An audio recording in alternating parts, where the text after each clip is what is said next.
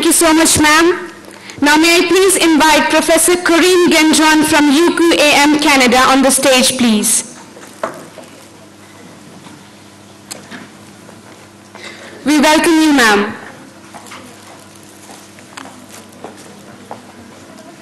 May I please invite Professor Rashmi to felicitate Professor Corinne Gendron. Due to logistics problem, we couldn't manage in a round table shape. Yeah, no, ठीक है.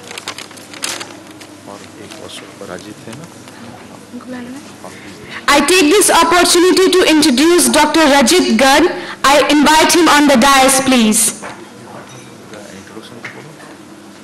Professor Rajit Garg is a professor of the Henry Samuel Schools of Engineering and Applied Science at UCLA.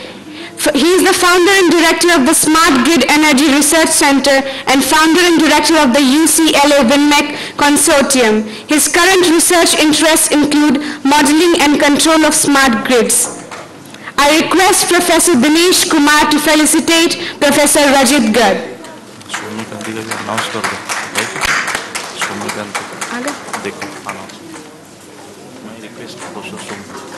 Thank you so much, sir, for your kind gesture. Now may I please invite Professor Soumya Kanti Ghosh on the dais, please. Is he here? He's not arrived. He hasn't arrived. Okay. Request our moderator, Professor Paul Srivastava, to take charge of the session. Over to you, sir. Thank you, sir. One announcement, please. Due to logistics problems, we couldn't arrange this in a round table shape. So please bear with us. Thank you.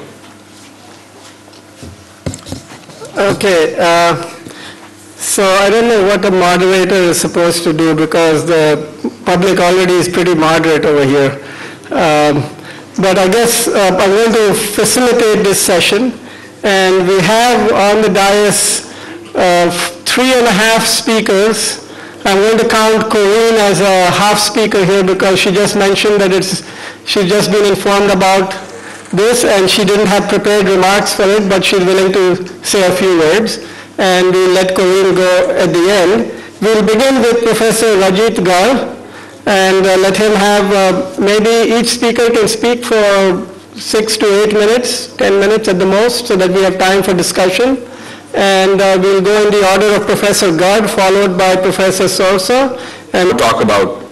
I think that, I'm going to refer back to, some of the very interesting comments made by our historian faculty member and who talked about Gandhi and so on and so forth.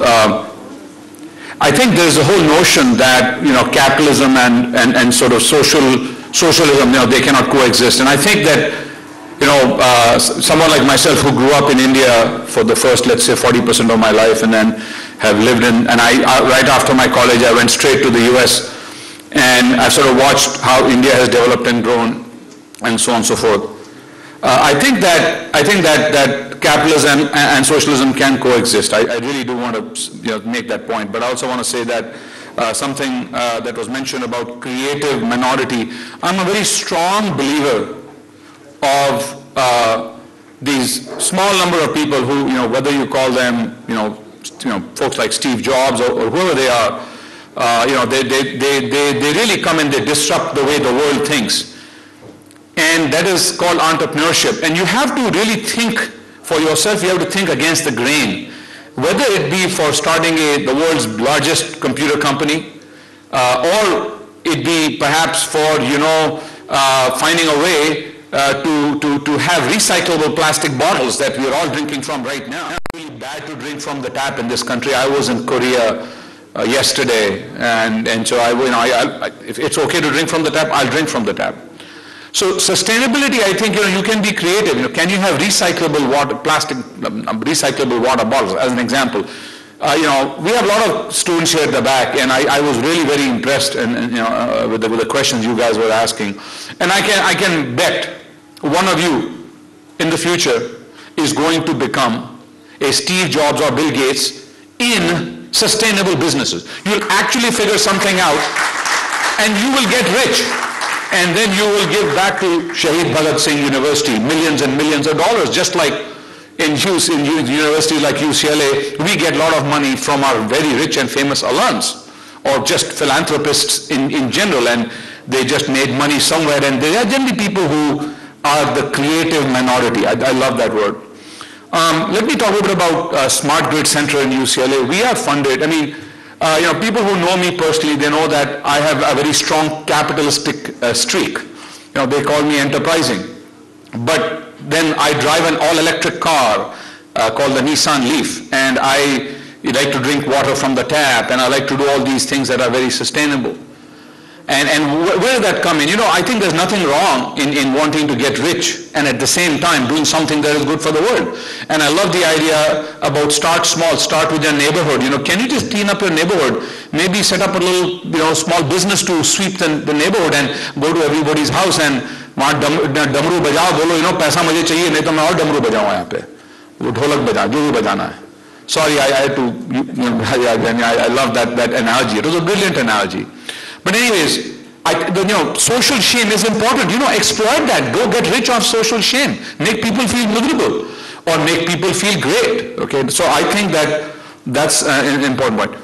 Smart grid and energy. We have, in the whole world, we have an energy crisis. Even in America, sustainability is important. Why? We have all these power plants that were designed. They run on whether it be coal, natural gas, nuclear, whatever it is. Now it's solar and wind. Okay.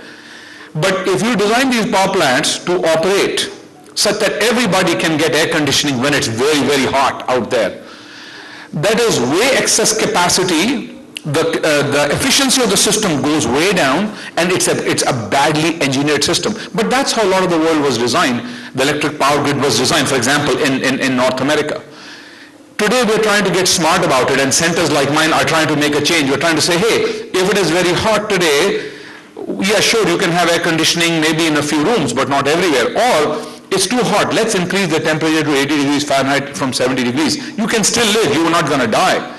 But we can be 30-40% more efficient in terms of the grid utilization capacity, and that is good for the planet.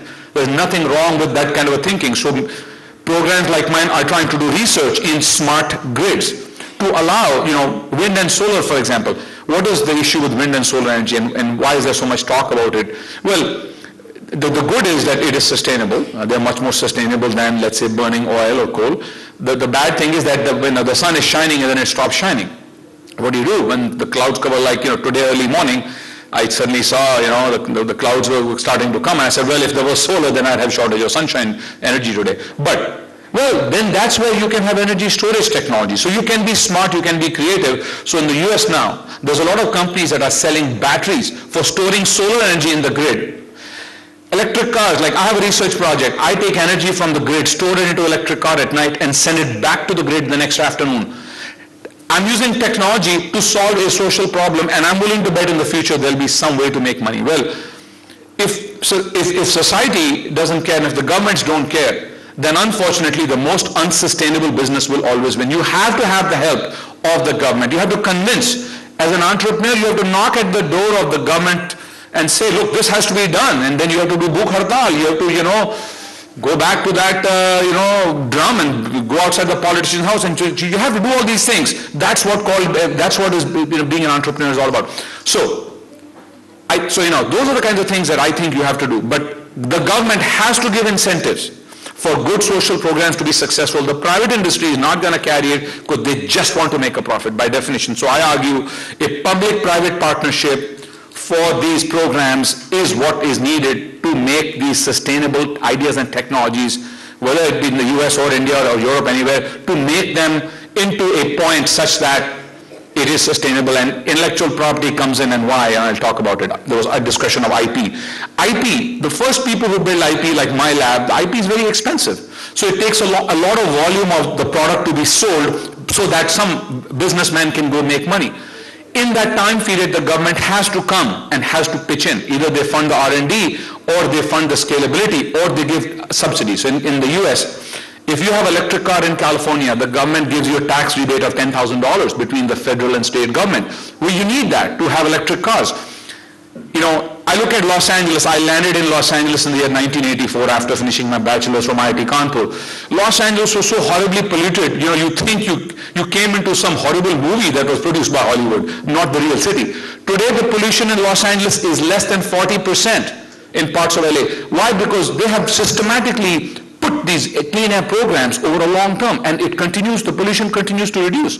I see this in Delhi, you know, CNG and all this good stuff. So yes, you can have, and you know, when you are trying to convince the government, you can show them the success and say, this is what is needed, right? We want less asthma, we want clean air. So a lot of these technologies, you have to work with the government. So we work with electric cars in my research project. We work with solar integration, we work with wind integration, and we try to show that if you put solar, I can take solar energy and I can use it to stabilize the grid. Yes, it causes instabilities at some point, but at some point it will actually cause stability as well. So I try to maximize the technological benefit to the whole power grid as you know, sort of at a large scale. So anyway, so the point I'm just trying to make is I think if you want to be sustainable, there is room for capitalism, there is room for innovation, there's room for IP, and there's room for socialism, but you have to be an entrepreneur to package it and sell it to the right people. Thank you. For pointing out the importance of smart development. I think combining public-private partnerships and the role of entrepreneurship, all these are very important concepts, and we appreciate you bringing it to the table for discussion. Since this is a round table and the speakers are giving very short presentations, I'd rather prefer that we do all the presentations first and then open it up to questions. So if you have questions about specific speakers, please just make a note in front of you so you don't forget them, and then you get an opportunity to ask them. So we move on to our second speaker, Professor Kaisa Sorsa from Department of Life Sciences at Turku.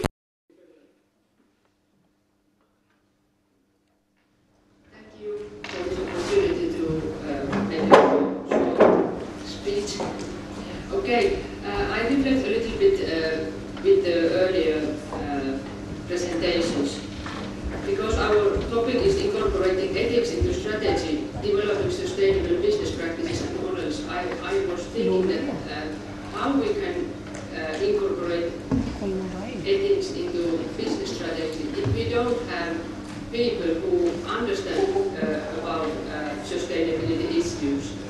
Even I come from Finland, and we are very well-developed country, but even in Finland we don't have enough business people who understand sustainability issues. And that's why we have started to develop. We have started to develop in our university new teaching modules. We had a 2-year project funded by EU, and the project was about proactive management and proactive business law. And our colleagues from ICN Business School were also involved in this project. And in this project we developed 3 modules. The first teaching module was called Proactive Law and Dispute Resolution, another one Proactive Contracting and Risk Management, and the third one Proactive Management and Business Ethics. And what was the content of these modules? The first one, Proactive Law, includes issues like how this kind of new private regulation is developed in the global business, and how non-governmental organizations, civil society actors, consumers and businesses, how they are setting new standards for global business, and how these standards are implemented, and what kind of effects these standards have in value chain management and or supply chain management. And then how companies can solve their problems and how they can solve their problems so that they don't need to go to the court. So the whole idea of proactive behavior is included in all these different teaching modules. And in the second one, proactive contracting and risk management, we teach students how they can use these private regulation tools and also how they should take into account government law so that they don't break those laws and how they can implement these laws. So, and what is important in all these issues is that all these private regulation tools, they are developed in and they cover the environmental, social and economic issues which are the core of the corporate social responsibility. And then the third module, proactive management and business ethics. In this course we teach students how you can implement these different kind of sustainability practices in company level. So we have tried to take this kind of new teaching modules, and we have piloted these modules already during 3 years in Finland and also in IC and then in Denmark and in Spain. Well, then another point. Do I have time? Sure. Then another issue which I would like to tell you about the Finnish experiences, how Finnish companies incorporate ethics into their strategy. Well, in Finland, especially in food industry, we are very concentrated. So we have a couple, 2 or 3 very powerful companies, and then what these, for example, in the coffee sector and in retail sector, for example, and also in fast food sector. I give you one example from fast food sector. We have 2 companies, Hesburger and then McDonald's. And this Hesburger company is it's Finnish, and it is especially powerful in Turku area. But McDonald's, you all know, McDonald's is multinational company. But what these companies have been doing in Finland, and especially in coffee, both companies have started to offer only sustainably produced coffee in their restaurants. So I think that these are examples where companies are using push strategy in order to promote sustainable products for the consumers. And they don't trust only the consumers, that consumer demand pulls the sustainability. So I think that, and another example from retail business, and again from the coffee, we have in retail sector also 2 very powerful companies, Kesko and then S Group. And in Kesko we have, in both companies we have private labels. And in Kesko Group all the coffee private labels are sustainable labeled. So they have made strategic decision only to use sustainable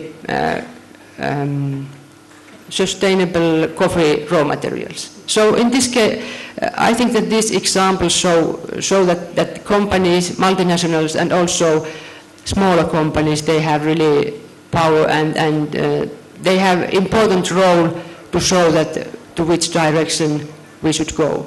Thank you. Thank you, Professor Sorsa, for sharing us sort of tend to live lives in reaction to everything that we see around us. And I think in order for ethics to be part of strategy, we need to think about more deeply about what proactivity means and how our organizations can become more proactive. Also, thank you for sharing some of the examples from Finnish companies that are implementing this, and also educational examples from your university where proactive behaviors are being actually taught in classrooms. So with that, let us move on to our last speaker for this morning, Professor Bernard Girard from UQAM in Canada. and then after that we'll open it up to the floor. Good morning. I first would like to say we talked a lot this morning about sustainability. We said a lot of very interesting things. And I'd like in 5, 6 minutes given to me to focus on another word, the title of this roundtable, the word ethics, which is an interesting word in that it is a paradox. Who really cares about ethics in business when your job, our job, manager's job is to make money for yourself first, then money for the shareholders, or maybe first for the shareholders, then for the managers. And it's a paradox because on one side, why you care, and then on the other side, when you think about economics, you talk with Kenneth Arrow, you say trust is very important. Without trust, there is no market. When you talk to Alan Greenspan, who led the Fed, the central bank in the States, he said if we have this crisis, it's because of the cupidity, a moral word, cupidity of the businessmen. If you talk to managers, they all talk about ethics. Think about the motto of Google, do no harm. And do no harm just comes from a sentence from John Stuart Mill, philosopher from the 19th century, British philosopher from the 19th century. And when you talk to managers, they always talk about ethics. I remember about 20 years ago, I talked with a used car salesman, and you knew that these people really are used to cheat, let's say. And I told him, he told me he was honest. I said, no, you're here to make money. And he said, if I really wanted to make money, I would be a gangster. I would have worked again, and I would tap pennies, which in fact is true. So there is a paradox. On one side, who cares? And on the other side, we cannot do without ethics. Being a philosopher by trade, I looked at what philosophy says on ethics. It is our job to work on ethics. And we have two traditions on this topic. One is what we call Kantian, Kant from Immanuel Kant, the tradition, which is called the deontology tradition, the normative tradition, which is, very briefly, there are rules and they are to be obeyed. There is a rule that you do not lie, you should not lie, you should never lie. And this tradition doesn't help us understand what happens. Another tradition is called consequentialism. It says, if the consequence of an action is good, then the action is good, which is not very helpful either. Think about all these people who gave money to these Americans to buy houses. Those poor Americans, they bought houses. It was a good action. The poor people could buy houses. Then 10 years later, we discovered that these poor people couldn't get their house, they could refund their mortgage. So, you know, none of this version is good. So I looked at it more. And I remember we are the first version, a very old one. It comes from the 4th century before Christ. Yesterday, before yesterday, you had a citation from the Bhagavad Gita, I believe. Now, let's go back to my tradition, Greece, Europe, Greece and Aristotle. And Aristotle said ethics is a matter of virtues. And he said, he looked at the behavior of the people, and he said there are 4 types of behavior, 4 types of people. People that do bad things and don't care, they do it naturally. People that do bad things, but they don't feel good about it. They are what Jean-Paul Sartre, another philosopher, called mauvaise conscience. People that do good things, but they say, well, I don't cheat, and I really want to cheat. I don't take money from your pocket, but I really want to do it. I don't do it, but, you know. And then you have the good people that do good things naturally.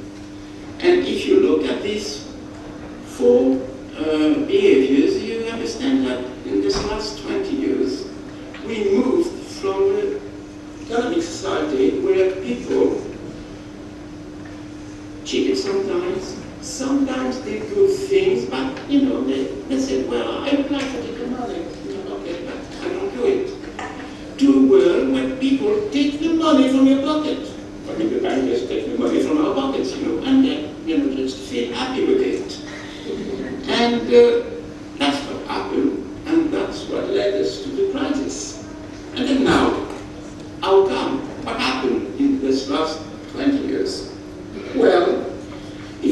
to Aristotle, he says there are two reasons for that. But he called that habitus, which is a word that was used by another philosopher, Pierre Bourdieu. So those of you who know sociology know this word. He said it comes from two things: education on one side and habits on the other. Education, yes, of course.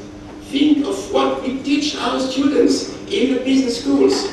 We teach them that the shareholders are the main person in the company, not the customer, not the employees, not the society, not the taxes of the government. No, the shareholders. And you think shareholders are the more important person, of course, then shareholders are by nature greedy. So the company becomes greedy. And this, a lot of people already say, remember what Mintzberg, who teaches in McGill in Montreal, says. He says the problem is at MBA schools. He says what I said, what Aristotle said 24 centuries ago. And the other thing is the habits. The habits is what's in the companies, the methods, the way we work today. Think about the way we pay people. We give them stock options, which make them cupid. You want the shares to go up very quickly. Everything we make in this 20 last years management methods came to develop this greed, which produced this crisis we live in. So maybe the answer to ethics would be to look first in education, education in business schools, education in economics. I say education in economics because a lot of some economists maybe 10 years ago tried to understand what happens to economic students when they enter school. They're like anyone else, like history students, like psychology students, like all students. When they leave schools 3-4 years later, they are very egoist. They're very cupid. They think we are rational agents. You know, rational agent is the one that thinks only of his wallet, the pocket. And Aristotle says we are not rational agents. We are two things rational. We want most money in our pocket, but we also want friendship. We want to have good links with our friends.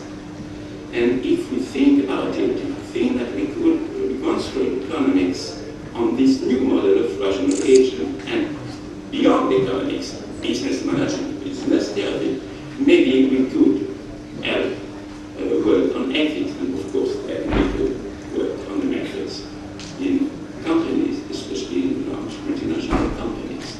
Well, I have 5 minutes. Thank you, Bernard, for your comments and for bringing in both the question of, the central question of ethics and the role of education.